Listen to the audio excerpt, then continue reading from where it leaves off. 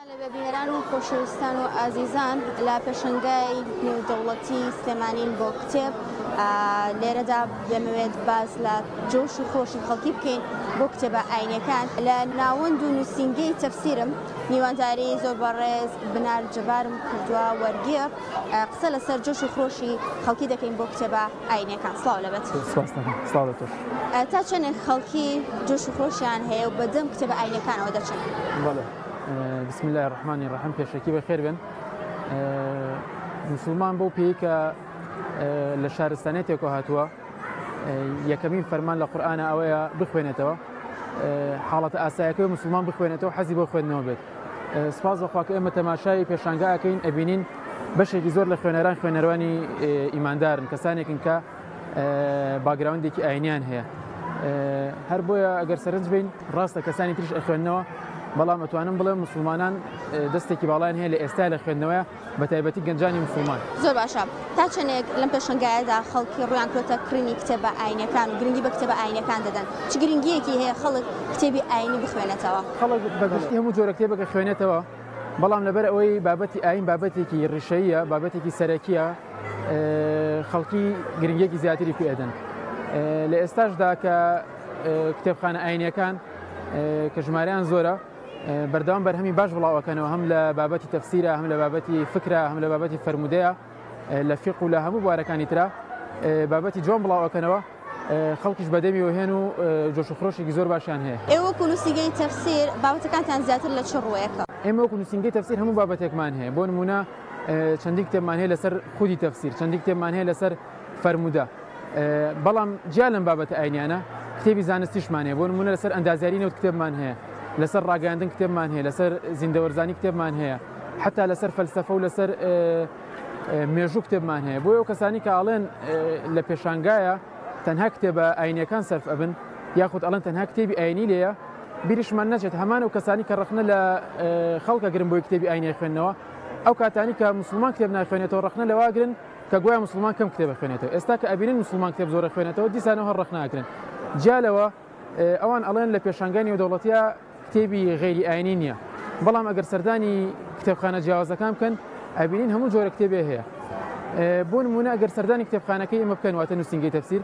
ئەبینین چەندە کتێبی ئاینیمان هەیە، ئەوەندە کتێبی زانستیمان هەیە. بۆ نمونە وەکو ئاماژەم پێدا چەندی کتێبمان لەسەر زیندەوەرزانی هەیە، کتێبمان لەسەر خەباتی کورد هەیە، ئێمە زنجیرێکمان هەیە بەنای زنجیری فەلسەفە و زانست، هەمووی باسی فەلسەفە و زانستە. لە ڕووی ئاینی شەوەیان بەس لە ڕووی زانستیەوە باسەکان؟ لە ڕووی ئاینی و لە ڕووی زانستیشەوە بەشێکی ئەو نووسەرانی کەم کتێبانیان نووسیە خۆیان باوەڕیان نییە، هەمویان پرۆفیسۆری گەورن لە زانکۆ جیهانیەکان. هەروە کتێبمان هەیە لەسەر ئیعلام، لەسەر ئەندازیاری نەوت، لەسەر جیۆلۆجی، لەسەر ئەحیا، لەسەر کیمیا، واتە ئێمە هەموو جۆرە کتێبێکمان هەیە. ئێمە حتا کتێبمان لەسەر شاعرانی گەورەی کورد هەیە. تا چەندێک گرنگە گەنجان گرنگی بە کتێبی ئاینی بدەن و دوای ئەوە تا چەندێک گرنگە دایکان و باوکان هەری منداڵان بدەن بۆی منداڵەکانیان و گەنجەکان کتێبی ئاینی بخوێنەوە؟ بێگومان وەکو لە ئەوڵی شەوتم، خوێندنەوە لە لای مسلمان بەدیهیاتە، یعنی ئەوەی کە مسلمان نەخوێنێتەوە شتێکی سیر نیە، ئەوەی کە ناخوێنێتەوە ئەویان سەیرە. لەبەرەوە ضرورە هەم گەنج هەم مناڵ هەر هەمووی بخوێنێتەوە. سەبارەت بە مناڵ زۆر ضرورە، لەبەر ئەوەی وەکو خۆمانانی خۆی گرت بە شیری تەرکینایی بە پیری، مناڵ ئەگەر لە سەرەتاوە ڕابهێنرێت لەسەر خوێندنی کتێب کە گەورەش بوو لەسەری بەردەوامە بێت، بەڵام گرنگە بە شێوەیەک ئاڕاستە بکرێت کە بابەتە جیاوازەکان بخوێنێتەوە، سەرەتا بابەتە دینەکان بخوێنێتەوە، دواتر لە بابەتەکانی تریشە خۆی تیار بکات. سەبارەت بە گەنجی زۆر ضرورە، لەبەر ئەوەی لە ئێستادا ئەنواع و جۆرەها فکر هەیە، ئەگەر گەنج نەخوێنێتەوە ناتوانێت معاملەیەکی ڕێک و پێک لەگەڵ ئەو فکرانەیە. باشە، بۆ ئێوە کاتێک کە گەنجێک یێتە لاتان پێشنیاری چ کتێبێکی بۆ ئەکەن ئەگەر بێوێت لە کتێبی ئاینیەوە دەست؟ بێگومانەوە کەوێتەوە سەر ئەوەی ئەو گەنجە چ باگراوندێکی هەیە، ئایا سەرەتایەتی بخوێنێتەوە، ئایا سەرەتای نییە. بۆ نمونە کەسێک سەرەتایە بێت ئێوە پێشنیاری چ کتێبێکی بۆ ئەکەن، لە چ کتێبێکەوە دەست پێ بکات؟ بۆ نمونە ڕەنگە سەرەتا پێشنیاری کتێبە عەقیدەیەکانی بۆ بکەین، بەڵام ئێستا بۆ نمونە زنجیرێکی نێمان دەرکردەوە بە ناوی زنجیری خێزانی سەردەم، ئەکرێت پێشنیاری ئەوی بۆ بکەین، لەبەر ئەوەی ئەوە لە ئێستادا ئەو زنجیرەیە زەورە کە تیایدا ئەو بابەتە نوێنە ڕوونەکەینەوە کە لە ساحەکەیە باون. بۆ نمونە بابەتی هاوڕەگەزبازیە، بۆ نمونە بابەتی فێمەنیزمە، ئەو جوڵانەوانی کە ئەکرێت هەڕەشە بخەنە سەر خێزان، هەڕەشە بخەنە سەر گەنج، ئەو بابەتانیان بۆ پێشنیارەکە تا چەندێک پێویستە پێشنگای لەم جۆرە بکرێتەوە بەتایبەت بۆ کتێبە ئاینەکان بۆ ئەوی زیاتر خەڵک ئاشنا بێت پێیان و جۆش و خۆشێکی زیاتریان هەبێت بۆیان پێشنگای ئەوە زۆر زۆرورە لەبەر ئەوەی هەم داشکاندین باشی تایە خەڵک ئەتوانێت بە نرخێکی گونجاو کتێبەکان بکرێت هەم ئەو گەنجانی هێنە ئێرە کەسانی شارەزا ئەبینن ڕەنگە گەنجێ خۆی نەزانێت چ کتێبە بکرێت بەڵام هێتی ئێرە چەندین کەسی شارەزا ئەبینێ ئەوان ڕێنمایی ئەکەن چ کتێبە بکرێت هەروەها جوڵەیەکی ڕۆشنبیری گەورەیە بۆ شاری سلێمانی لەبەر ئەوە ئەو کەسی ڕخنە لەم پێشانگایە ئەگرێ پێویستەکە سەرەتا ئەم خەڵان لە بەرچاو بگرێ بزانێت کە ئەم پێشانگایە چ سوودێکی هەیە ئەو کاتە بێ ڕخنەی لێ بگرێت تا چەندێک گرنگە شوێنە ئیسلامیەکان یاخود ئەو نووسینگە و ناوەندانێک کە کتێبی دینیان هەیە بەشداری بکەن تا چەندێک گرنگە کە گەنجانی ژوو بکەنەوە شوێنانە بێگومان زۆر گرنگە بەشداری بکەن جا لە بەشداریکردن زۆر گرنگە بارودۆخ بخوێنەوە فکراوچەرخەکان بخوێنەوە بۆی بزانن چ بابەتێک گرنگە ئەو بابەتە پێشکەشی خوێنەرانکەن ئێمە لە نووسینگی تەفسیر بەردەوام ئەومان کردو بۆ منە ئەو کاتی کە هەندێک تیاری فەلسەفی هەبوون ڕخنیان لە ئیسلامەگر ئێمە زنجیری فەلسەفە و زانستمان پێشکەش کرد ئێستا کە وتم زنجیری زانستی سەردەممان هەیە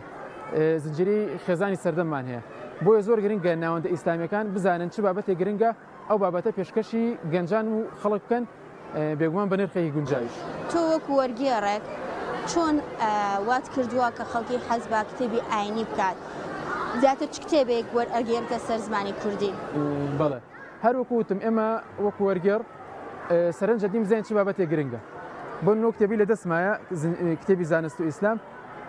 باسی پەیوەندی نێوان زانست و ئاینی ئیسلامەکات بۆ چی کتێبمان وەرگێڕاوە لەبەر ئەوەی هەتاکو ئێستاش خەڵکێکی زۆر پێی وایە ئاینی ئیسلام و زانست بەیەکۆ ناکوجێن بۆ منە خەڵکێکی زۆر پێی وایە ئەگەر پارە بە زانست بدرێت خەڵک بێدین ئەبێت بە زەڕورمان زانیوە ئەم بابەتە ڕوونکەینەوە بۆیە کتێبێکی لەم جۆرەمان بڵاو کردێتەوە کتێبەکانی تریش کە وەرمان گێڕاوە هەمووی لەو بابەتانە بۆ نمونە کتێبی کۆلایەتی و ئیسلام بۆی وەرمان گێڕاوە هەتاکو ئەم دەقەیەش خەڵکانێکی زۆر گومانیان هەیە لەسەر بابەتی کۆلایەتی کتێبی دیزانی زیرەک ئاینەن شت و هەروەها کتێبەکانی تر بە هەمووی بەو شێوەیە سەرنجمان داوە بزانین چ بابەتێک گرنگە چ بابەتێک جێ ئەگرێت لە لای گەنج و لە لای خەڵک ئەو بابەتەمان وەرگێڕاوە واتە زۆر جار وازیشمان لەوە هێناوە ئایا ئەم کتێبە فرۆشی هەیە فرۆشی نییە بەڵکو سەرنجمان داوەتە ئەوەی چ کتێبێک بۆ ئەم دەقەیە زەرورە زۆر باشە منوەکو گەنجێک گەبێمە لای تۆ بڵم چ کتێبێک بۆ ئێستای کوردستان زەرورە بخوێنەوە لە ڕووی دینی و زانستیەوە چی بۆ پێشنیار ئەەکەی کتێبێک بێت بەس لایانی ئاینی بێت یان کتێبێک بێت بەس لایانی سیاسی بێت چۆنە هەڵبژار دەکات وەکو وتم تۆ سەرەتا پێویستە کتێبە عەقیدەیەکان کتێبە فەرمودەیەکان ئەوانە بخوێنیتەوە لە پاشانەوە اینجا باز ئەیتە سەر کتێبی فەلسەفە و کتێبە زانستیەکان بۆیە هەر کەسێک بخوێنێتەوە سەرەتا ئێمە وای بۆ پێشنیارەکەین عەقیدەکەی دامەزراو کات کتێبی عەقیدەی بخوێنێتەوە ئەو کاتە بچێت سەر کتێبەکانی تر زۆر باش دەستەکانە خۆش بێ ئەگەر هیچی نەمابێت زۆر سپاس بۆ ئێوە بەخێراتن بەڵێ خۆشەویستان بەم جۆرەش هاتینە کە ئەم بابەتێ ئەمڕۆمان تا بابەتێکی خۆتان